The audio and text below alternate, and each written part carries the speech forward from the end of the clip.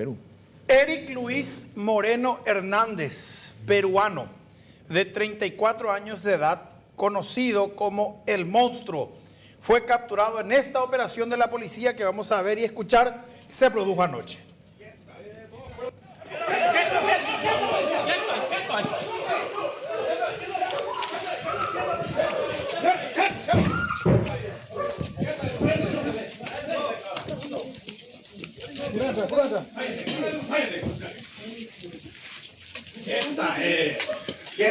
Todo afuera, del procedimiento. Todo afuera, todo afuera, todo afuera.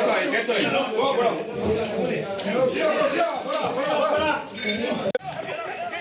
Así era capturado uno de los criminales, de hecho, el criminal más buscado de Perú y uno de los más buscados en Sudamérica. Hay un segundo video en el que se le ve ya al mismo delincuente internacional siendo reducido por los uniformados.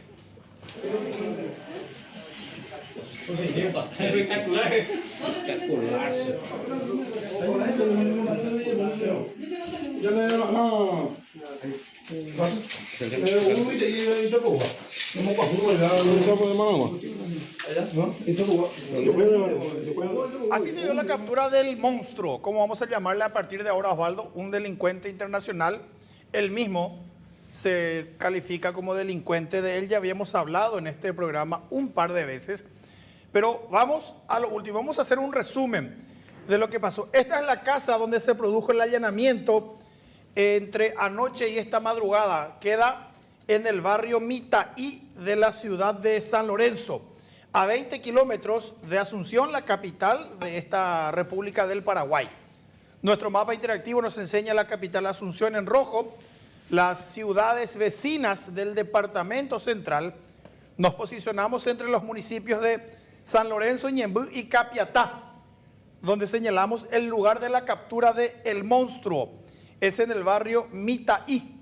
Es un barrio de clase media-baja, una casa situada en la calle Violeta entre Caaguazú y Amambay del citado barrio. Y vemos la imagen satelital del domicilio en el que se escondía este delincuente peruano. Bueno, acá vamos a empezar cómo se dio su captura. Vamos primero con eso y después vamos a ir explicando los demás detalles.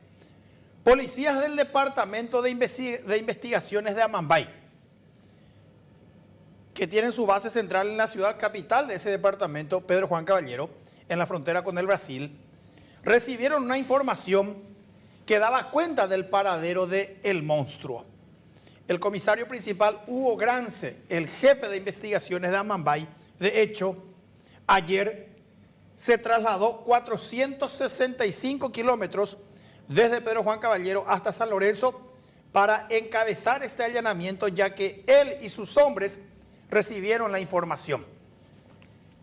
En San Lorenzo la operación fue apoyada por policías de la División de Investigación de Hechos Punibles, División de Inteligencia, perdón, de la Dirección de Investigación de Hechos Punibles, así como por elementos policiales también de la Unidad Especial de Inteligencia Sensible, SIU, de Hechos Punibles contra las drogas.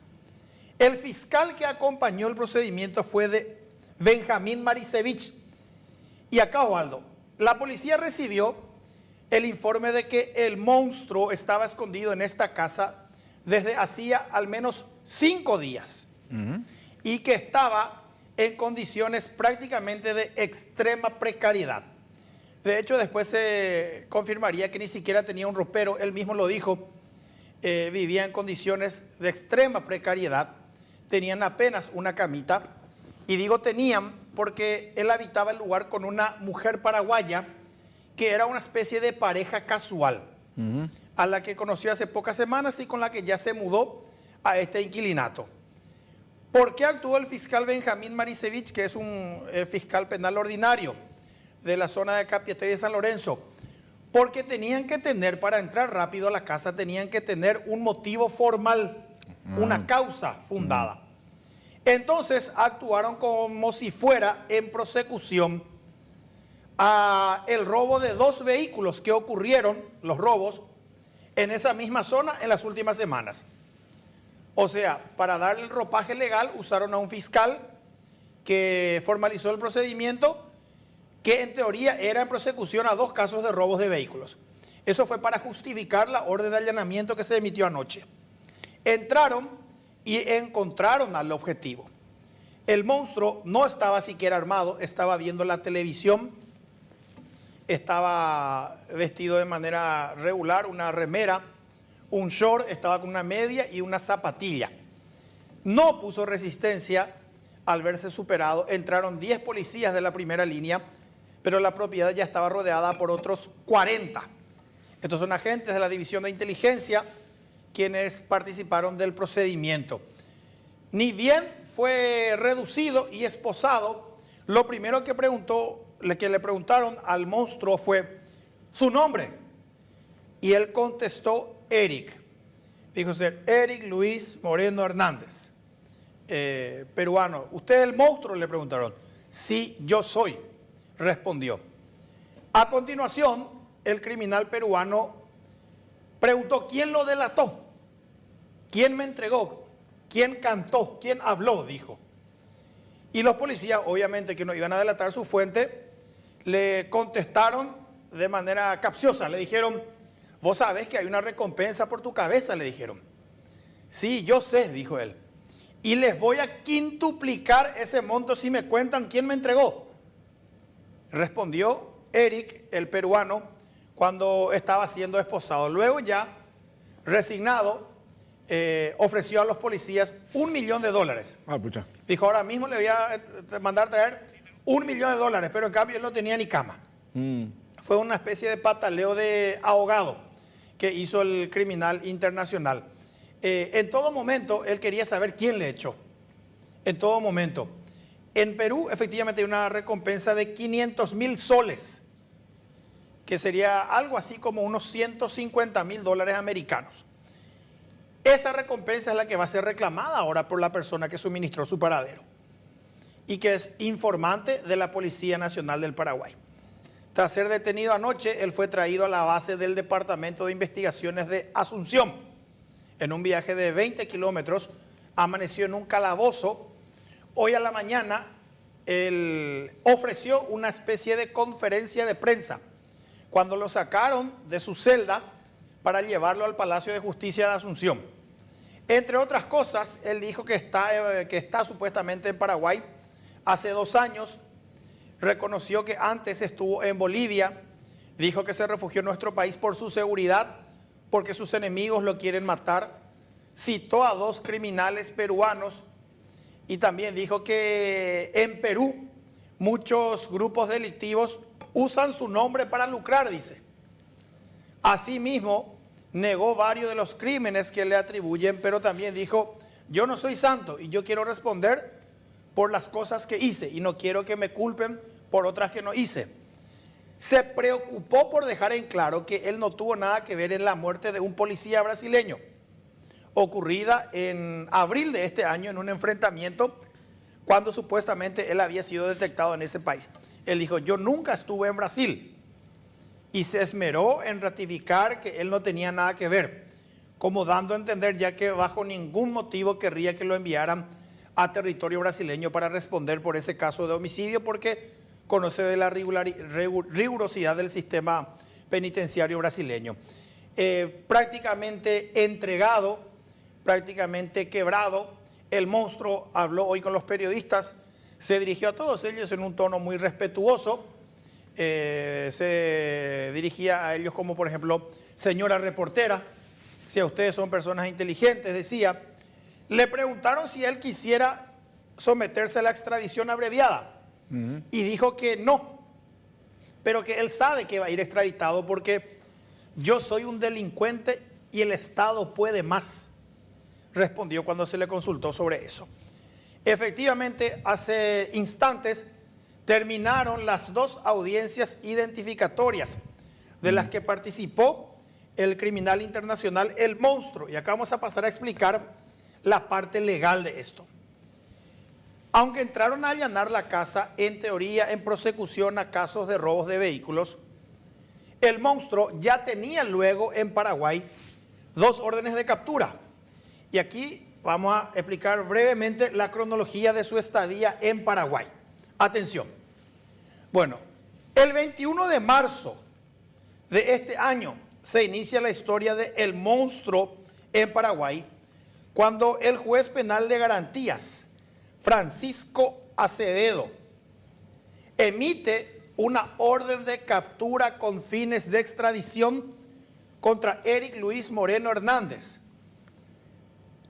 aceptando la solicitud de la justicia peruana que lo buscaba en ese caso para cumplir una condena de 12 años que le impusieron por un caso de robo agravado y extorsión que ocurrieron en 2017 en Lima, cuando él y su banda le asaltaron a un taxista. Le asaltaron y le secuestraron a un taxista. Por ese hecho él ya está condenado.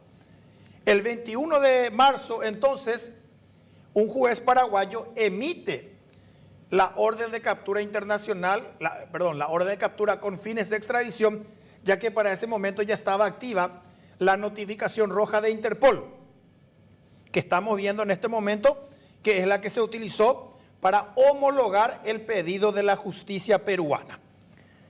¿Qué sucedió? Con esta información, el Departamento contra el Crimen Organizado Nacional y Transnacional de la Policía Nacional del Paraguay se puso a indagar el posible paradero del monstruo.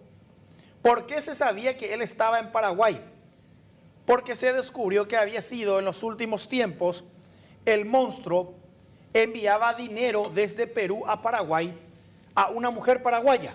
Entonces por eso se estableció que él pudo haber venido a Paraguay. Pero vamos a llegar también a ese momento.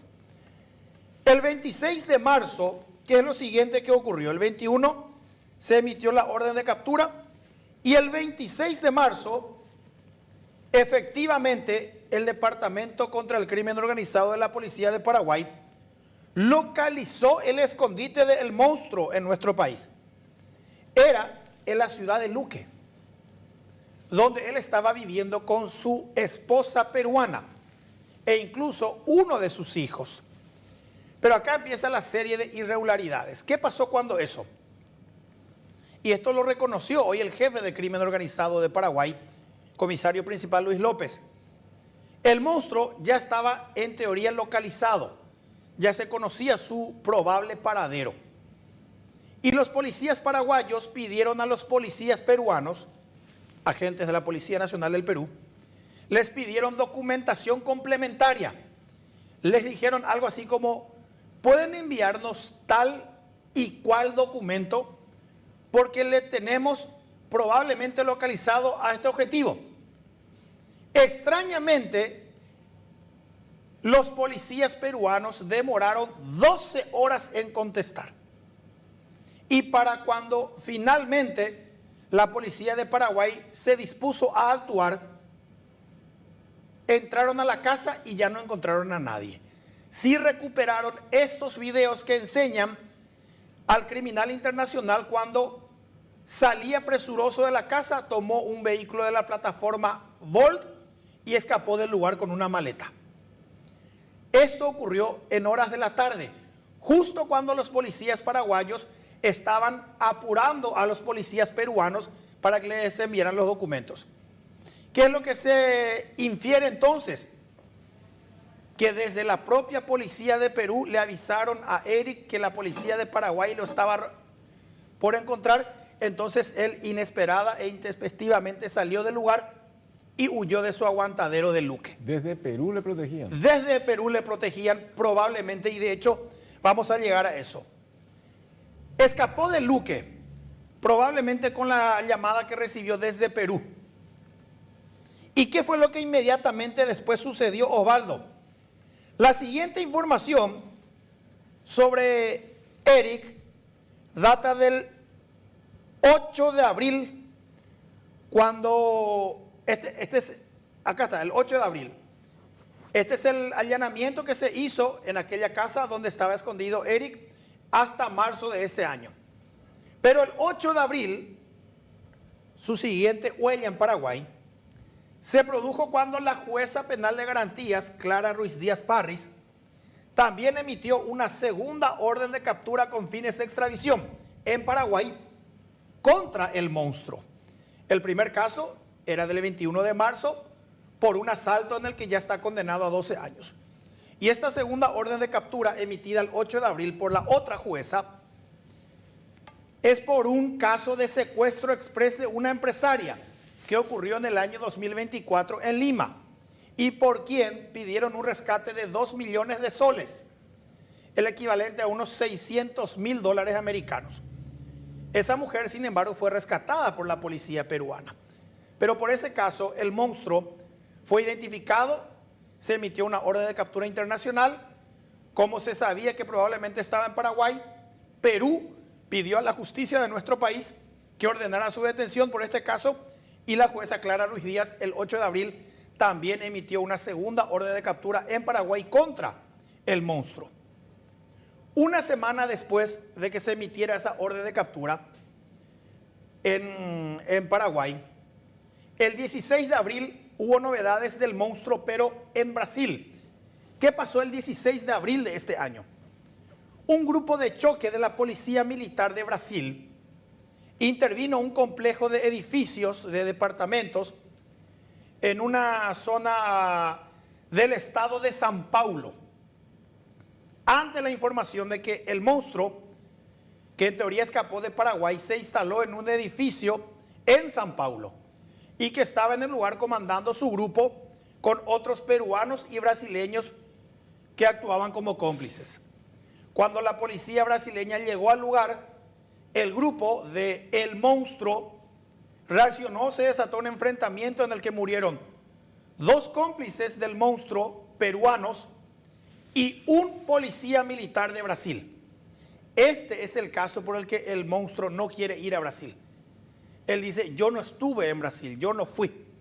Pero este enfrentamiento fatal ocurrió el 16 de abril de este año. Murió un policía y también murieron 2 peruanos en aquel enfrentamiento. Si es cierto que el monstruo estuvo en Brasil aquel 16 de abril, inmediatamente después de eludir el cerco policial, él entonces regresó a Paraguay.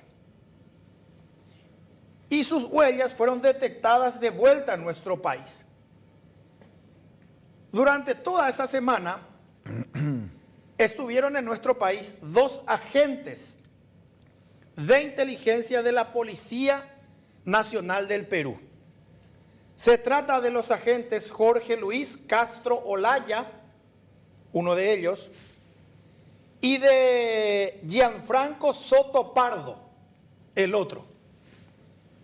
Acaba el segundo roce entre la policía de Paraguay y la policía de Perú. ¿Por qué, Osvaldo? Después de que el monstruo, en teoría, huyó de Brasil el 16 de abril, vino supuestamente automáticamente a Paraguay. Se detectaron sus rastros otra vez en Paraguay. Vinieron 2 policías peruanos. Los policías peruanos se instalaron con los policías de crimen organizado de Paraguay. Lo buscaron por casi una semana y no tuvieron éxito. ¿Qué pasó entonces? Los 2 policías peruanos les dijeron a los policías paraguayos que ya iban a regresar a Perú, que lamentablemente la misión de localizar al monstruo falló y que por ende ya iban a regresar. Eran el teniente Gianfranco Soto Pardo y el suboficial superior Jorge Luis Castro Olaya. Ahí vemos sus documentos.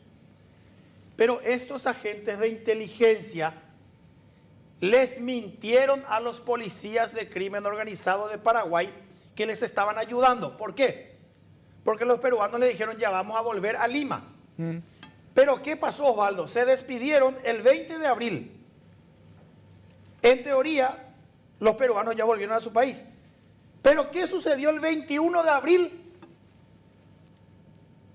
Policías de la comisaría 20 de la ciudad de Julián Augusto Saldívar, a 30 kilómetros de Asunción, estaban haciendo un recorrido de rutina por su jurisdicción. Y de repente vieron que una camioneta lujosa Mercedes-Benz blanca, sin chapa, estaba estacionada en un lugar inusual. Se acercaron los policías de la comisaría de J. Augusto Saldívar y revisaron a los ocupantes de esta camioneta. Para sorpresa de todos, encontraron a bordo a los 2 policías peruanos que en teoría ya se habían ido a su país, pero que estaban acompañados de 2 agentes especiales de la Secretaría Nacional Antidrogas de Paraguay, que sería como nuestro Ministerio contra el Narcotráfico. Los agentes especiales resultaron ser Juan Carlos Aguilera Fariña y Jorge Daniel Britos González, cuyos documentos con los de los peruanos estamos viendo en estos momentos. ¿Qué alegaron ellos? Que estaban haciendo trabajos de inteligencia también. Estaban supuestamente marcando una casa en la que aparentemente en ese momento estaba escondido el monstruo, en la ciudad de J. Augusto Salívar. ¿Y por qué te decía fue el segundo roce? Porque la primera vez, en marzo, cuando le iban a agarrar al monstruo, aparentemente policías peruanos le llamaron, le avisaron y el monstruo escapó antes del allanamiento. En abril, los 2 policías peruanos que habían sido recibidos por policías paraguayos les mintieron a los policías paraguayos al decirles que ya iban a regresar a Perú. Pero al día siguiente fueron demorados en compañía de agentes especiales de la SENAT. Es decir, no solamente le mintieron a los policías, sino que los cambiaron por otro equipo investigativo de otra institución. Y eso fue tomado como una ofensa por la policía de Paraguay. ¿Cómo es que nosotros les recibimos? Fuimos tan hospitalarios con ustedes, les ayudamos en la búsqueda discreta, sigilosa. Nos dicen que van a regresar a su país, nos mienten y se fueron con otra institución a seguir haciendo el trabajo de inteligencia. Es como que los policías peruanos dudaban entonces de los policías paraguayos. ¿Qué pasó finalmente después? Los policías de inteligencia de Perú efectivamente regresaron a su país. Cuando eso, la clave de cómo localizaron el supuesto paradero del monstruo fue precisamente una paraguaya, la que en teoría era su pareja, Dayana Jazmín Martínez Valdés. Ella es una joven nacida en Coronel Oviedo, pero domiciliada en Ciudad del Este, según sus documentos paraguayos, que el monstruo habría conocido en Santa Cruz de la Sierra, Bolivia, donde se enamoró de ella. Y es a esta mujer que el monstruo le enviaba plata desde Perú. Y por eso es que esas operaciones financieras se rastrearon aquí en Paraguay. Y por eso es que se asumió que el monstruo pudo haber huido de Perú y pudo haber sido recibido en Paraguay por la que en teoría era su mujer, la paraguaya Dayana Jazmín. La policía de Paraguay, cuando estaba buscando al monstruo, pidió a la policía de Perú que emitieran una orden de captura contra Dayana Jazmín para arrestarla y obligarla a hablar. Pero hasta hoy día, llamativamente, la Policía Nacional del Perú tampoco emitió una orden de captura contra nuestra compatriota, o al menos no envió el documento a la policía de Paraguay. Es decir, esta que pudo haber sido el enlace con el monstruo en Paraguay, no podía ser detenida porque para la institución interesada, Policía Nacional del Perú, por lo visto no había méritos y nunca emitieron la orden de captura en su contra. De esa manera, desde el 21 de abril, cuando fue la última vez que detectaron al monstruo en Paraguay, mientras estamos viendo imágenes de cuando él estaba en Bolivia, desde abril pasado que no se tenían novedades concretas sobre el monstruo, hasta que anoche policías de la frontera entre Paraguay y Brasil trajeron la ubicación tan exacta que incluso localizaron la casa donde estaba viviendo desde hacía pocos días. Se hizo el allanamiento y lo arrestaron en un momento absolutamente inesperado para el criminal. Inmediatamente después del arresto se desató el tercer round entre las policías de Paraguay y de Perú, Osvaldo. Otra vez. El tercer round. ¿Por qué? Porque anoche, mientras estábamos informando aquí desde Paraguay la captura del monstruo, había sido en Perú, donde hay 2 horas menos, es decir, ahora mismo aquí en Paraguay son las 6:30 de la tarde, en Perú son las 4:30. La detención del monstruo se produjo a las 10:30 de la noche, es decir, 8:30 en Perú. Todavía era temprano y eso hizo que varios coroneles de la policía de Perú salieran a hablar en distintos medios de comunicación. Y básicamente se atribuyeron el mérito de la captura del monstruo en Paraguay. Dieron a entender que los policías paraguayos actuaron con información que les suministraron los peruanos, e incluso uno de ellos dijo que había agentes peruanos en Paraguay, pero que no podían ser promocionados porque era una operación encubierta. Pero estaban esos dos. Eso fue, no, pero eso fue en abril pasado ya, que vinieron esos dos. Ya salieron. Ya salieron. Ahora no había nada. Y eso generó la molestia de toda la policía de Paraguay, porque esta información fue generada neta y exclusivamente por la policía de Paraguay. No hubo ningún tipo de colaboración de la policía de Perú. No hubo ningún agente peruano en este procedimiento. Es más, recién hoy a la mañana, de manera rápida, llegaron 4 agentes de la policía de Perú con el objeto de, e incluso pidieron, supuestamente, que por favor los dejaran participar de la conferencia de prensa en la que se iban a anunciar los detalles de la captura.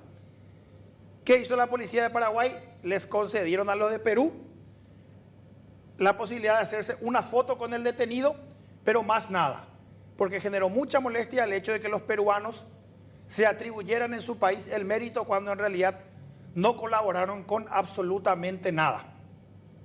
Ese es el principal elemento que generó la molestia entre la policía de Paraguay y la policía de Perú. ¿Qué publicó la Policía Nacional de Perú? En su cuenta de Twitter, PNP informa: hemos recibido a Eric Moreno Hernández, alias el monstruo. Actualmente se encuentra bajo custodia de nuestro equipo especial de la DIRINCRI y en breve será puesto a disposición de las autoridades nacionales de Perú. Mentira. Absolutamente mentira, absolutamente falso. Esta es una foto protocolar que se le permitió a los 4 agentes peruanos que vemos a la izquierda del detenido. La Policía Nacional de Paraguay no le entregó al monstruo a los policías peruanos. No pueden. Es mentira. Y la propia Policía Nacional del Perú, aparentemente en Perú hay una grave crisis de inseguridad también, y su ministro del Interior, por lo visto, viene siendo muy cuestionado, y querían usar el caso del monstruo como un elemento político, según decían hoy periodistas peruanos, y además mintieron en este tuit. ¿Cuál es la situación legal ahora mismo del monstruo del Paraguay? Él compareció hoy a la mañana en el Palacio de Justicia de Asunción. Lo hizo frente a los 2 jueces que habían ordenado su captura con fines de extradición. Primero ante el juez Francisco Acevedo. Se hizo la audiencia identificatoria, él reconoció ser el monstruo y el juez decretó su prisión preventiva en la cárcel de máxima seguridad Martín Mendoza de Emboscada. Después compareció ante la jueza Clara Ruiz Díaz, que fue la que también ordenó su captura por el secuestro exprés del año pasado. Igualmente la magistrada decretó su encarcelamiento en la misma cárcel de máxima seguridad. El fiscal que representó al Ministerio Público fue Giovanni Grisetti, quien fue convocado para participar de ambas audiencias. En tanto que el abogado que acompañó a el monstruo es un defensor público que se llama Horacio Caballero. Es el defensor público de turno, o sea, el abogado público de turno en el Palacio de Justicia de Asunción. En ambas audiencias, ¿qué dijo el monstruo? Pidió que no lo sometieran a la extradición abreviada. Él podría haber aceptado y se iba a hacer todo mucho más rápido. Él no quiere irse a Perú. Dice que si es posible lo dejen en Paraguay el mayor tiempo posible. Dice estar gravemente enfermo, que supuestamente ya tiene solamente un pulmón. Dijo que sufre de asma severa y que no aguantaría un régimen de reclusión, que moriría rápido. Pidió que por favor lo tengan en Paraguay y que no lo envíen a Perú, porque en la cárcel en Perú lo van a liquidar.